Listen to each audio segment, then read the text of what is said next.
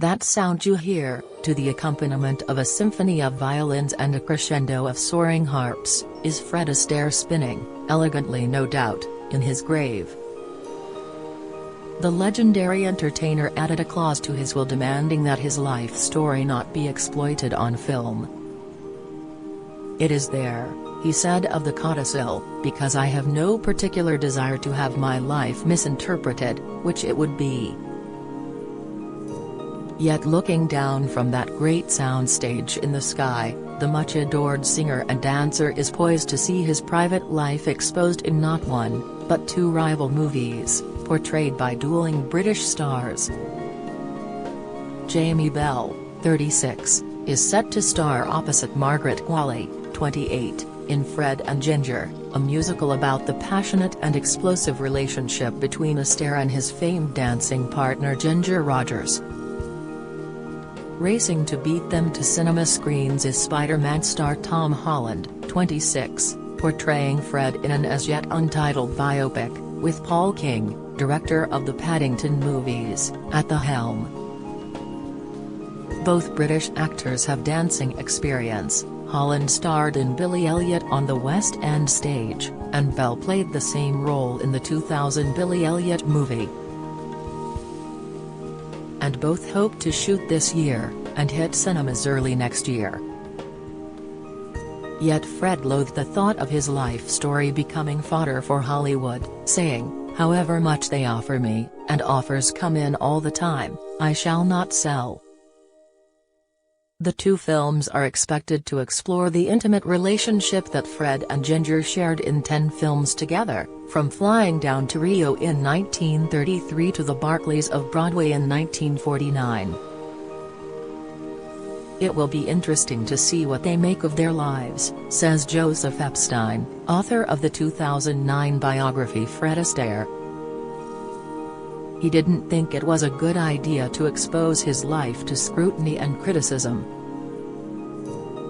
Fred and Ginger revolutionized movie musicals with their elegant, seemingly effortless routines that resulted from months of punishing rehearsals. Their sizzling on-screen chemistry, replete with sexual tension, in films including Top Hat, Swing Time, and The Gate of Orsay captivated audiences.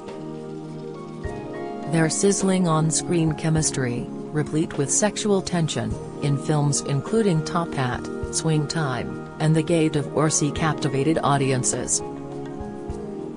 Even Fred confessed, "She is the most effective partner I've danced with, so that everyone else who danced with me looked wrong."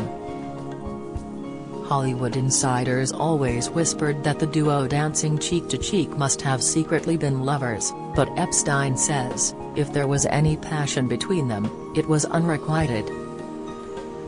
Both were married to other people, and though that wouldn't have been an impediment in an age of booze and drugs and sexual liberty, both Astaire and Rogers were very clean-cut, clean living.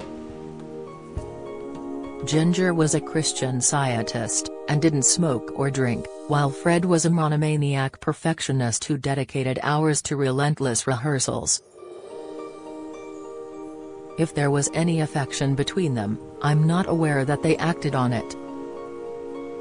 But one or both coming movies, as Fred may have feared, could explore the possibility that the two of them tripped the light fantastic between the bedsheets as well as on the dance floor.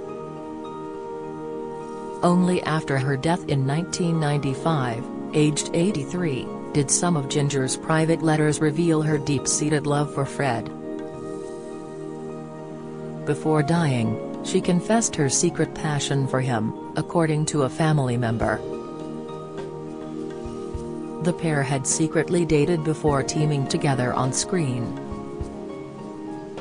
They first met in 1930 while rehearsing Girl Crazy, the Broadway show that launched Ginger as a star, with Fred as her assistant choreographer. Later that year they went out on a date, Fred elegant as ever in a dark blue suit and silk tie, Ginger in a flowing blue chiffon dress. After dinner and dancing they shared a passionate kiss, lasting a tongue-lashing 5 minutes, Ginger later confessed. "If I had stayed in New York, "I think Fred Astaire and I might have become a more serious item," she admitted in her 1991 memoir. "We were different in some ways but alike in others. Both of us were troopers from an early age, both of us loved a good time, and, for sure, both of us loved to dance." But Fred's wife, New York socialite Phyllis Potter, made sure Ginger didn't get her claws into her husband, by hanging out on their film sets and overseeing Fred during his romantic scenes. "I think you can credit Phyllis with ensuring that in 10 movies together, Astaire and Rogers only ever kissed once on screen," says Epstein. Ginger later recalled, she was somewhat insecure in her new role as a famous dancer's wife.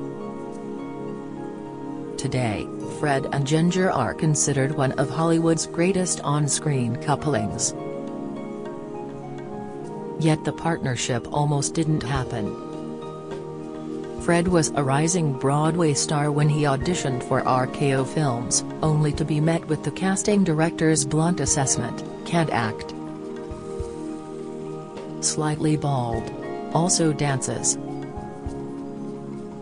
Fred had recently split from his longtime dance partner, his sister Adele, who retired after marrying the Duke of Devonshire's son Lord Charles Cavendish. When the studio suggested he partner with Ginger, Fred was reluctant. "What's all this talk about me being teamed with Ginger Rogers?" he wrote in a telegram to his agent, Leland Hayward. "I will not have it, Leland. I've just managed to live down one partnership and I don't want to be bothered with any more." If Fred was a loyal husband, Ginger was a hopeless romantic, dating Jimmy Stewart, engaged to millionaire Howard Hughes, and married 5 times. Yet when she divorced fourth husband Jacques Bergerac after Fred's wife died of cancer at the age of 46, Ginger thought the time had come when she and Fred might finally wed. It was not to be, though. Grieving, Fred was not interested in getting married again so soon after his wife's death, and an impatient Ginger gave up waiting, marrying her 5th husband, William Marshall. Perhaps to disguise their true feelings, Fred and Ginger were entirely professional on film sets, and many observers felt there was little love between them.